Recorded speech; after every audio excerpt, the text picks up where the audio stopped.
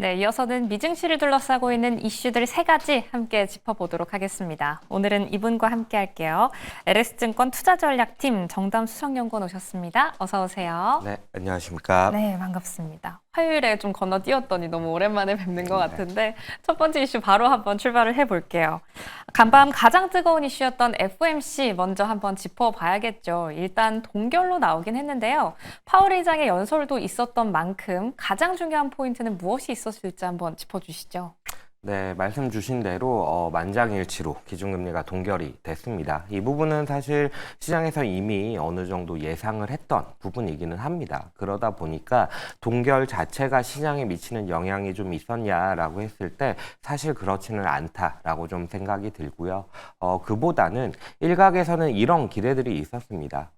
이번에는 동결을 하겠지만 6월에 금리 인하를 한다면 이에 대한 단서를 무언가 줄 것이다라는 기대가 있었는데 이런 부분도 약간은 없었던 걸로 저는 좀 생각이 들어서 그러다 보니 시장 자체가 FOMC가 끝나고 성명문 발표되고 기자회견을 거치는 동안 주식시장의 변동성이 좀 확대되는 양상이 나타났다 이렇게 좀 보여지고요. 네. 또 다른 부분들로 좀 기대가 됐던 부분들 혹은 뭐 FOMC에서 기대해 볼 만한 조치들이 뭐가 있었을까라고 했을 때 SLR 규제라고 해서 이전에 미국의 대형 은행들이 미국채를 살 수 있는 여력을 좀 확보해주는 정책에 대해서 얘기를 드렸었던 부분들이 있는데 이에 대한 부분들도 아쉽게도 지금은 확인이 되지 않은 상태이고요.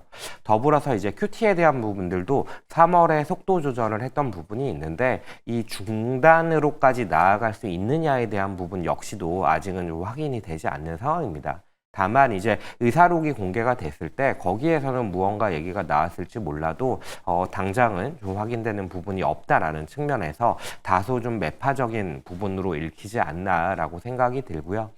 이제 좀 기자회견으로 넘어가서 좀 살펴보면요. 네. 파월 의장이 제일 많이 언급했던 부분은 웨이트 앤 시입니다. 기다리고 지켜보겠다라는 얘기인데 물론 경기에 대해서 실업에 대한 상방 위험 그리고 인플레이션에 대한 상방 위험이 높아졌다라는 얘기를 언급을 하면서 스태그플레이션에 대한 우려를 일부 내비치기도 했습니다. 그러면서 그러한 위험들이 높아진 그 원인은 아무래도 관세 정책에 대한 부분을 꼽으면서 행정부에 대한 아무래도 좀 위험성을 좀 언급을 했다라고 좀 설명을 드릴 수가 있을 것 같고요. 웨이트 앤 시를 얘기를 드렸는데 이 부분이 파월이 가지고 있는 가장 핵심적인 생각이라고 좀 저는 판단이 되는데요. 가장 좀 이런 부분들을 잘 나타낸 문구가 뭐였냐면은 발언이 무엇이었냐면은 경제는 여전히 회복력이 있고 정책 포지션은 좋은 위치에 있다. 상황을 지켜보는데 비용은 크지 않을 것이다 라고 얘기를 했습니다.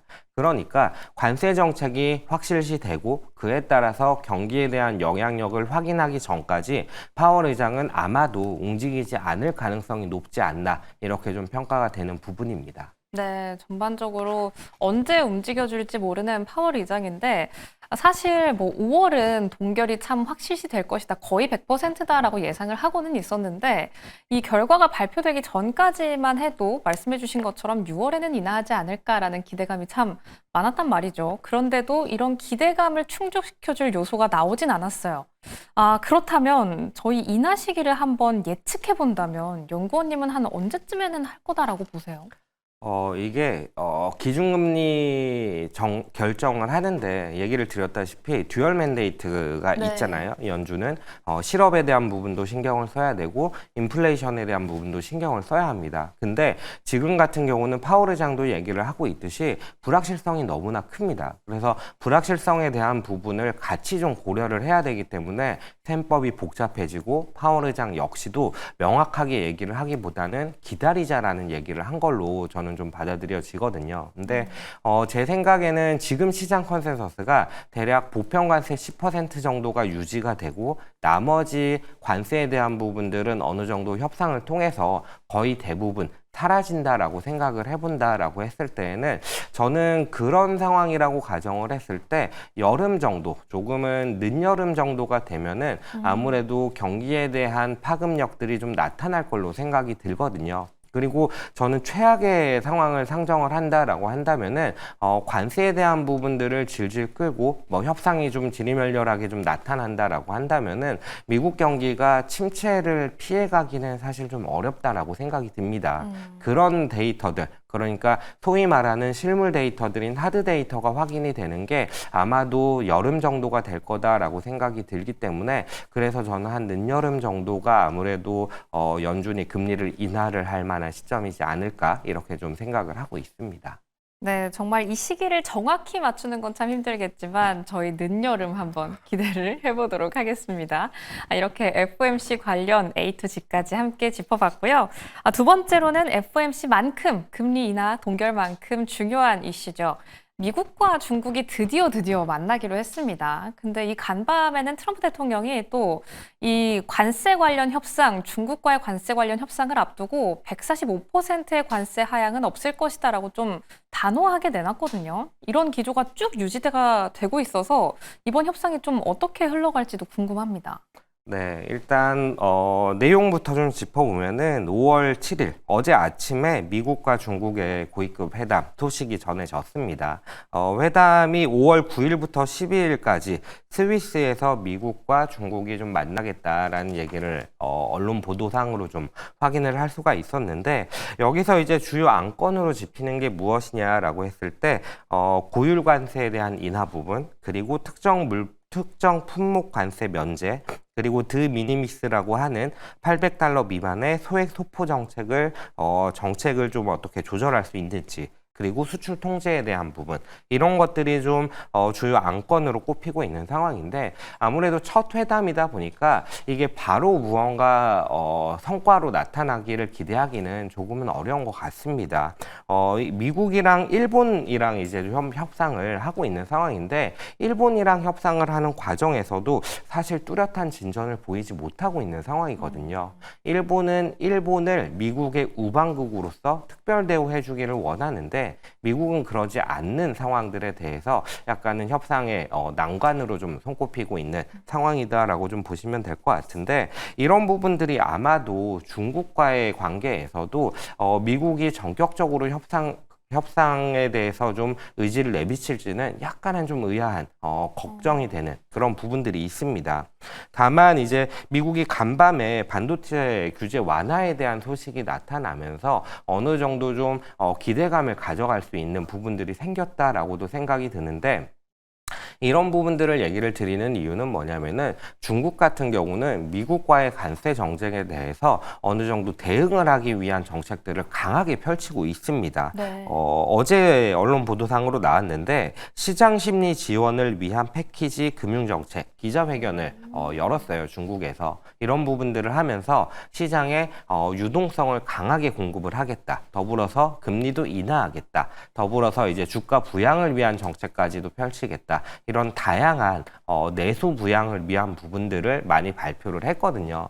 이 말은 결국 미국이 강경하게 나오는 환경에 대해서 중국 역시 대응하겠다. 내지는 혹은 수출에 대한 부분들이 막힐 때를 대비해서 중국은 어느 정도 소비에 대한 부분들을 강화하라는 미국의 의도를 어느 정도는 반영을 한다라고도 생각을 할 수가 있거든요. 그래서 조금은 희망 회로를 좀 돌려본다 라고 한다면은 미국과 중국이 어느 정도의 협상에 대한 의지를 조금은 더 강하게 내비치는 상황이지 않을까라고 좀 생각을 하고 있어서, 자세한 내용은 지켜봐야겠지만 그래도 일단은 기대감을 가지고 지켜보고 있는 상황입니다. 네, 아무래도 말씀해주신 것처럼 간밤에는 반도체 규제를 좀 완화하는 듯한, 이를 시사하는 듯한 발언을 내놓기도 했으니까요. 저희 중국과의 협상도 잘 진전이 되리라 하고 기대하고 있어 보겠습니다. 이렇게 두 번째 이슈 마무리하고요. 마지막 이슈 한번 살펴볼까요? 우리 시장과도 참 연관이 있는 환율 한번 체크를 해보도록 할 텐데요. 우리 원달러 환율이 어제는 장중에 1,380원 아래로 내려가기도 했어요. 저희 또 1,500원 간다 했던 게 엊그제 같은데 이렇게 쭉 떨어졌습니다. 이슈 한번 짚어주시죠. 네, 원달러 환율이 저희가 연휴 기간에 있을 때 상당히 좀 많이 낮아지는, 그러니까 원화 네. 강세로 나타내는 모습이 나왔는데, 아쉽게도 좀 간밤에 NDF 환율 같은 경우에는 1,400원 턱 밑까지 다시 또 올라오는 그런 모습을 보이고 있습니다.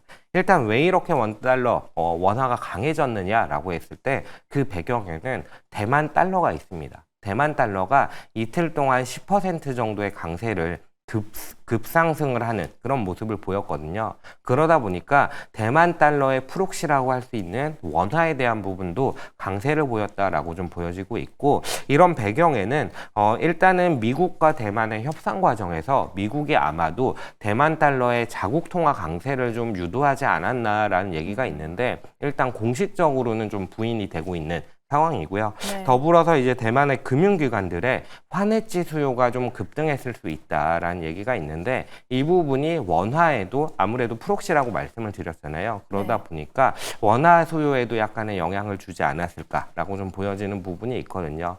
그러다 보니까 이렇게 원화가 강세를 보였다라고 좀 보여지고, 앞으로 원화가 얼마나 더 강해질 거냐라고 했을 때 단기적으로 속도 조절은 좀 불가피해 보인다라고 좀 얘기를 드릴 수밖에 없는 상황인 것 같아요.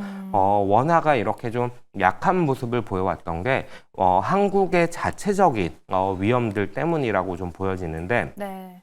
사실 그 부분들이 좀 해소가 되기에는 시간이 좀 필요한 상황이다 보니까 아무래도 원화가 추가적으로 강해질 거냐라는 부분에 대해서는 좀 시간이 필요해 보인다, 이렇게 좀 말씀을 드리고 싶습니다. 네. 네, 원달러 환율 안정을 찾을 때까지는 일단 시간을 두고 지켜봐야 할 것 같습니다. 이렇게 간밤 큰 이슈들 3가지 함께 짚어봤는데요. 그럼 이 이슈들 바탕으로 또 다가오는 국내 증시 한번 예측을 해볼까요? 어떤 부분을 좀 힌트로 찾아볼 수가 있을까요? 일단 제가 좀 어제 우리나라 시장에서 인상 깊게 봤던 부분은 네. 간만에 또 한국 시장에서 외국인들이 코스피를 3,500억 규모 순매수했다라는 부분입니다. 이 금액 자체가 크냐라고 했을 때는 아쉽게도 그렇지는 않습니다. 다만 말씀드렸던 대로 아마 지난주에 좀 말씀을 드렸던 것 같은데, 한국 시장에 대해서 외국인들은 비중을 충분히 낮춰놓은 상태인 것 같다라고 얘기를 드렸었고, 그 상황에서 한국의 비중을 최소한 중립 정도까지는 올릴 만큼의 여력이 있지 않나라고 생각을 하는데, 그런 부분들이 저는 좀 당장 오늘부터 나타날 거냐라고 했을 때는 좀 미지수가 있긴 하겠지만은 점진적으로 좀 나타나지 않겠나라고 생각을 하고 있고요. 간밤에 이제 미국에서 반도체 규제에 대한 부분들이 완화될 거다라는 기대감이 올라온 만큼 아마도 오늘 시장에서는 반도체주들이 좀 강세를 보일 수 있지 않나라고 생각이 들고, AI 반도체를 생각을 했을 때 네. 대표 종목으로 이제 칩메이커로서 SK 하이닉스가 있거든요. 근데 하이닉스에 대해서 향후 성장률에 피크아웃 될 거다라는 우려가 어느 정도 있고 저도 공감은 합니다. 근데 주가 레벨로 보면은 상당히 좀 많이 낮아져 있는 상태예요. 그러다 보니까 이 상황에서 어쨌든 우려에 대한 부분들이 일부 완화됐다라는 얘기는 주가를 좀 끌어올릴 만한 요인이 되지 않을까라고 생각을 하고 있어서 관심 종목으로 좀 가져가 보시는 게 어떨까라고 좀 생각이 듭니다. 오, 네. 관심 종목까지 꼼꼼하게 체크를 해주셨습니다. 우선 어제부터 조금 꿈틀꿈틀하기 시작한 외국인의 수급 점진적으로 기대를 해보도록 하겠고요. 또 간밤 미국장에서도 반도체 관련 규제를 완화할 수도 있다라는 발언이 나오면서 반도체 관련주들이 장 막판 급등하는 모습을 보여줬거든요. 우리 개장할 때도 반도체 관련주 눈에 담아보시기 바랍니다. 그 안에서도 저희는 하이닉스 한번 눈여겨보도록 할게요.